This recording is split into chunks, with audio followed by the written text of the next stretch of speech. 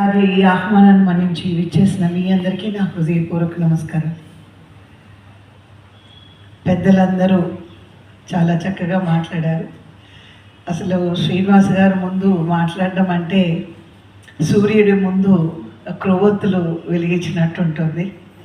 ఎందుకంటే ఆయన ఒక సింగరే కాదు, ఆయన ఒక మంచి కవి కూడా. స్పాంటేనియస్గా ఏం మాట్లాడాలి ఏంటి అనేది ఆయనకి బాగా తెలుసు. అది కాకుండా ఉన్నది ఉన్నట్టు మాట్లాడడం కూడా ఆయనకి తెలుసు. ఈరోజు నాకు వెంకటేశ్వరరావు గారు కాల్ చేసి, అలాగే యువ కళావాహిని వాళ్ళు కూడా నాకు కాల్ చేసి, ఇలాగా కృష్ణ గారి అవార్డు మీకు ఇవ్వాలనుకుంటున్నారు అని అంటే ఒక్క నిమిషం అడిగాను నేను, కృష్ణ గారి అవార్డు నాకే ఇవ్వాలని ఎందుకు అనుకుంటున్నారు అని.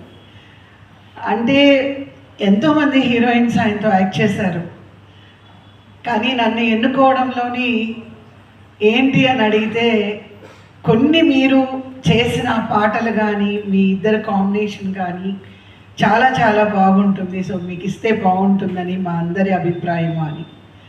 దానికి నిజంగా నాకు చాలా చాలా ఆనందం అనిపించింది.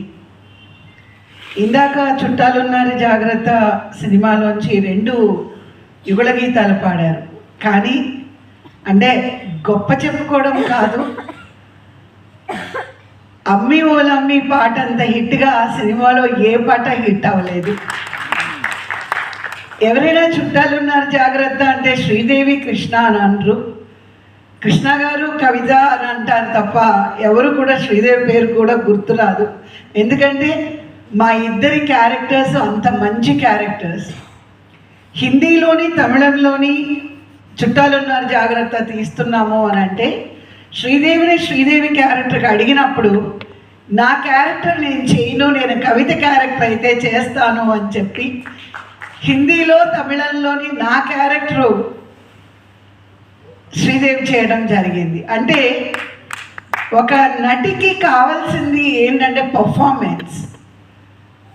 అది చిన్న రోలా పెద్ద రోలా అనేది కాదు. సినిమా మొత్తం ఉండి మనకి పర్ఫార్మెన్స్కి చోటు లేనప్పుడు సినిమా మొత్తం చేసినా కూడా అది వృధా అవుతుంది. ఒక మంచి పర్ఫార్మెన్స్ ఉన్న ఒక్క సీన్ అయినా సరే అది సక్సెస్ అవుతుంది. అది నేను బిగినింగ్ నుంచి నేను నమ్ముతాను. ఎందుకంటే మా అమ్మగారు అవన్నీ నేర్పించడం వల్ల. నిజంగానే ఎక్కడో ఒక మారుమూల కుగ్రామంలో పుట్టి చదువు కోసం హైదరాబాద్కి వచ్చి ఎమర్జెన్సీలో చదువుకోలేక ఇక్కడి నుంచి మేము చెన్నైకి వెళ్ళి, ఆ చెన్నైలో ఏదో నేను 6వ క్లాస్ చదువుకుంటుంటే, మేము ఉన్నది రంగరాజపురం, అంతా సినిమా వాళ్ళందరూ ఉంటారు. సడన్గా ఒక మేనేజర్ ఈ కవిత చాలా బాగుంది, నల్లగా ఉన్న చిన్నవాణి శ్రీలాగా ఉంది, సినిమాలో పెట్టచ్చు కదా ఆంజనేయులు అని మా నాన్నగారిని అడిగినప్పుడు మా నాన్నగారు నవ్వు ఊరుకున్నారు. ఎందుకంటే మా మీద ఏమన్నా జోక్స్ చేస్తున్నారేమో అని. ఎందుకంటే మనం అందరం ఏమనుకుంటాము, సినిమా చూసి అమ్మ ఇంత అందంగా ఉన్నారు అని అనుకుంటాం. కానీ నేను నటించేంత వరకు నాకు తెలీదు మామూలుగా ఉండడం కంటే ఫోటోజెనిక్గా ఉండడం అనేది ఏంటి అనేది నేను నటించడం తర్వాతే తెలిసింది. ఒక వాణిశ్రీ గారు కానీ సావిత్రి గారు కానీ ప్రతి ఒక్కరిని చూసినప్పుడు బయట అందాలు వేరు, కెమెరా ద్వారా చూసే అందాలు వేరు అని. ఇందాక గజల్ శ్రీనివాస్ గారు చెప్పారు, విశ్వనాథ్ గారు నన్ను సిరిసిరి మువ్వలో 12 సంవత్సరాలు నాకు, ఆ టైంలో ఆయన జయప్రద చెల్లెలు క్యారెక్టర్కి ఫస్ట్ టైం నేను తెలుగులో ఇంట్రడ్యూస్ అవ్వడం జరిగింది. 11th ఇయర్లో తమిళ మూవీలో నేను ఒక కథానాయిక టైటిల్ రోల్ ఓ మంజు అనే సినిమా నటించడం, అది సిల్వర్ జూబ్లీ ఆడడం, సక్సెస్ అవ్వడం. ఆ తర్వాత ఇంకా నేను వెనుతిరగకుండా 365 రోజులు 4 భాషల్లో నటించడం. అక్కడితో నా చదువుకి 6వ క్లాస్తోనే స్వస్తి చెప్పడం జరిగింది. సిరిసిరి మూవ చేసేటప్పుడు విశ్వనాథ్ గారు నాకు షాట్ లేకపోయినా ఎప్పుడు చూసినా నేను కెమెరా పక్కన కూర్చొని జయప్రద ఎలా యాక్ట్ చేస్తుంది, చంద్రమోహన్ గారు ఎలా యాక్ట్ చేస్తున్నారు, మనం ఇందులోంచి ఏదైనా నేర్చుకోగలమా అని నేను ఎప్పుడు విశ్వనాథ్ గారు ఎక్కడ కూర్చుంటే అక్కడ నేను కూర్చొని సార్ నాకు జయప్రద లాంటి క్యారెక్టర్ చేయాలని ఉంది, ఎప్పుడైనా మేము వస్తే నన్ను పిలవండి అని నేను రిక్వెస్ట్ చేశాను. ఆయన 12 సంవత్సరాల అమ్మాయి ఇలా మాట్లాడుతుంది అని అనుకున్నారో ఏమో తెలీదు. ఇమీడియట్గా ప్రెసిడెంట్ పేరమ్మ డివిఎస్ రాజు గారిది కొత్త హీరోయిన్ కావాలి అంటే కవిత అయితే బాగుంటుంది అని టైటిల్ రోల్కి విశ్వనాథ్ గారు నాకు ఇవ్వడం జరిగింది. దానికి నంది అవార్డ్స్ అలాగా ఎన్నో వచ్చాయి. ఓవరాల్గా నేను చెప్పదలుచుకున్నది, ఈ 6వ క్లాస్ చదివిన అమ్మాయి ఇంతమంది మేధావుల మధ్యలో, అంటే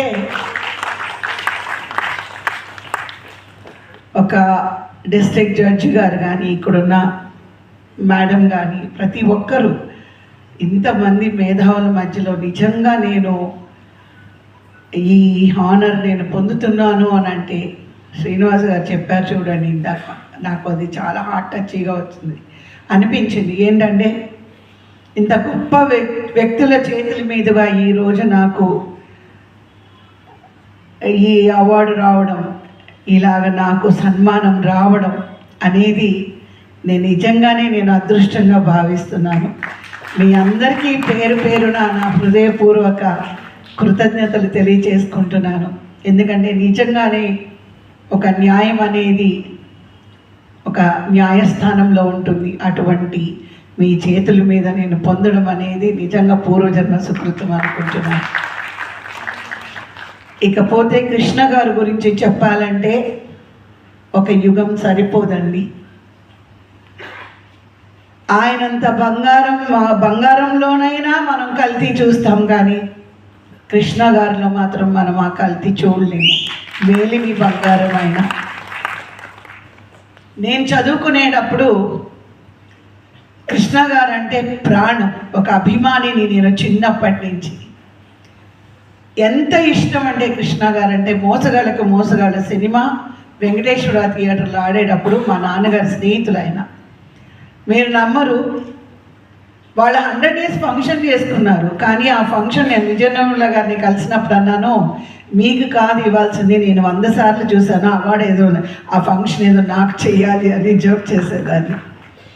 ఎన్నిసార్లు చూశానంటే, అప్పట్లోనే మీ అందరికీ తెలిసే ఉంటుంది, మీరు అభిమాని కాబట్టి, మోసగాళ్ళకి మోసగాళ్ళు థియేటర్ బయట బుక్స్ అమ్మేవారు, ఆ కార్టూన్ డైలాగ్స్తోని అవన్నీ అమ్మేవారు. అవన్నీ కూడా మేము కొనుక్కొని పెట్టుకునేవాళ్ళం. స్కూల్కి వెళ్ళినప్పుడు ఆయన విజయ్ చిత్ర మ్యాగజైన్లో ఆయనవి ఎక్కడెక్కడ కవర్ పేజీలు వస్తే అవన్నీ కూడా బుక్స్కి అట్టలేసుకొని స్కూల్కి తీసుకువెళ్ళేదాన్ని. ఒకసారి మా ఫ్రెండ్ నేను వేరే క్లాస్కి వెళ్ళినప్పుడు, హిందీ క్లాస్కి వెళ్ళినప్పుడు, కృష్ణ గారి మొహం మీదంతా పెన్సిల్తోని పెన్నుతోని మీసాలు గడ్డం వేస్తే అమ్మాయిని నేను కొట్టడం కూడా జరిగింది. అంటే ఆ అభిమానం అనేది ఎలా ఉంటుంది అనేది చెప్తున్నాను. నేను హీరోయిన్ అయిన తర్వాత ఆల్మోస్ట్ ఒక 5 to 6 years నాకు కృష్ణ గారితో నటించే అవకాశం నాకు రాలేదు. కానీ ప్రతి క్షణం నేను ఆయనతో యాక్ట్ చేయాలని ఆశపడేదాన్ని. ఫార్చునేటో అన్ఫార్చునేటో నాకు తెలియదు. సీనియర్ నరేష్ మా తమ్ముడు క్లాస్మేట్ అయితే ఒకరోజు, అక్క మీరు అందరు రండి ఇంటికంటే, అప్పుడు విజయనిర్మల గారి దగ్గరికి వెళ్ళి నేను అడిగాను, కృష్ణ గారు అంటే నాకు చాలా ఇష్టం, నేను ఆయనతో హీరోయిన్గా చెయ్యాలి అని. ఆవిడ నా అప్పుడు ఉన్న సినిమా రంగం విజయ్ చిత్ర వీటిలలో నా ఇంటర్వ్యూస్ అన్నీ చూసి, ఓకే నీకు కృష్ణ గారితో యాక్ట్ చేయాలి అంతేనా, ఓకే డాక్టర్ సినీ యాక్టర్ అని నేను డైరెక్షన్ చేస్తున్నాను, నువ్వే హీరోయిన్ కృష్ణ గారితో అన్నారు.